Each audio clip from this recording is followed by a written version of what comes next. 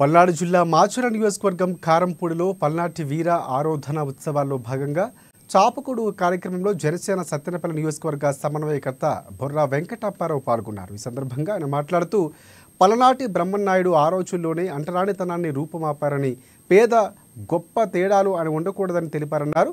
ఇక ఈ చాపకుడు సిద్ధాంతాన్ని ప్రవేశపెట్టడం ఎంతో గొప్ప విషయమని కొనియాడారు.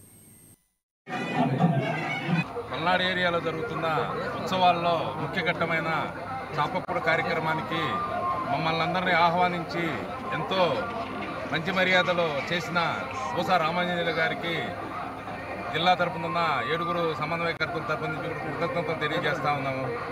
ఆ రోజు కూడా బ్రహ్మనాయుడు గారు ఆ రోజు ఉన్న అరాచకత్వం, అంటరానితనాన్ని పారదోలాలని ఆ రోజు కులాలు మతాలు సంబంధం లేకుండా గుళ్ళల్లోకి వెళ్ళాలి, అందరూ అన్ని కులాల వాళ్ళు గుళ్ళల్లోకి వెళ్ళాలి, బళ్ళల్లోకి వెళ్ళాలి, చదువుకోవాలి, అందరూ సమానం అనే ఉద్దేశంతో ఆయన కలిసి కూర్చోవాలి. ఇంతకుముందు ఏ రకంగా అణగారిన వర్గాలను ఇబ్బంది పెట్టారో పాత చరిత్ర అంతా చూసిందాం మనం తెలిసింది.